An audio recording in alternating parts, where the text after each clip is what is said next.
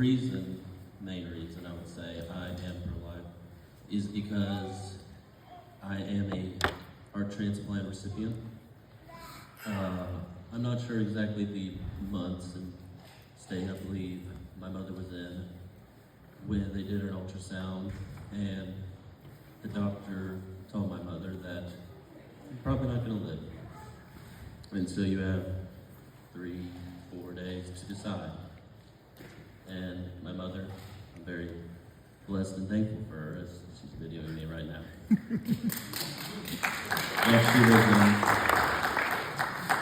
She was very well versed in the argument, and she knew exactly what they meant when they said you have 3 days to choose. And my mom just easily said, what choice? It's not a choice. And luckily, those doctors were wrong, because I wouldn't be here today 17 years later. Now, it didn't come out without the complications. They also said when I would be delivered that, you know how the baby cries because, you know, the environment, not really sure where they've been, but it's also a sign of life that they're breathing. They're okay. And the doctor said, you know, when I am born, you know, it might not be crying, it would just be like gasping for air.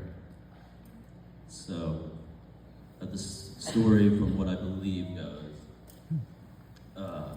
when I came out, they didn't even like show my parents. They didn't really want to fully show maybe that I might be suffering or something like that. And my dad, I was delivered. He opens the curtain, and my reaction was just look around.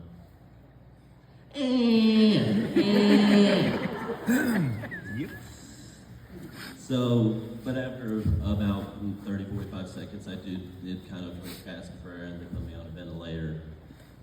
And now I do not know the full remarks.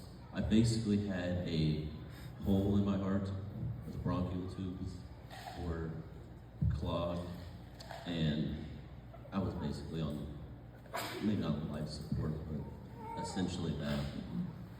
And around, I believe, 20 days, we finally were able to find a match.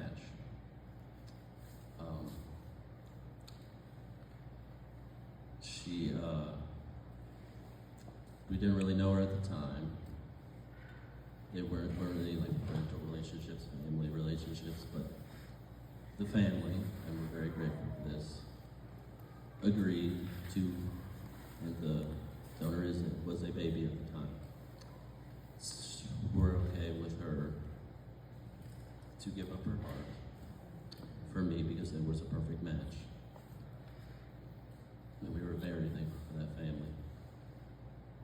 And day 29, I believe it's February, you can correct me if I'm wrong, 14th? 12th? 21. I can't. 21st. Yeah, 21st. Yeah. 21st, there it is.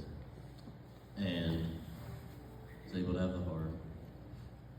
And it was a perfect heart, and never really had complications. Since then, it's been a really gift of life, and I wouldn't be here today without, is it okay if I tell the donor's name? Mm-hmm. Her name is Bella, and I am truly grateful for her, and I wouldn't be standing here today. So I do testify that we, not just me, but every single person started as an embryo or we all started in that womb, and there's no value you can really put on that, or a price tag, or anything that says you're not worthy enough to be born. You're not. You don't have consciousness. You don't have brainwaves. Whatever. It's a life, and there's no denying that. That is science.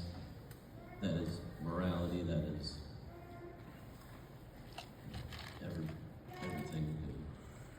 So, actually, to give you just a little bit of an overview, I actually had other complications with the kidney. serious difficulty. To give you a quick overview, it was a deadly virus that usually came in transplant kids. First time we were able to kick it down, and I got a kidney transplant from my mother at 4 years old. But then the virus came back again and started destroying, after it destroyed my 2 native kidneys, it started destroying my mom's kidney. And then the original medicine, I think it's called flutamide. Don't ask me what the chemicals are or anything, I just take it, I just take my medicines. Wasn't adapted, if you will, and wasn't effective. But through a lot of trials and new medications, we were able to basically destroy it. And my second kidney transplant was February 18th, 2020. And for those who are wondering, yes, that is a month before COVID struck. And the donor is my father.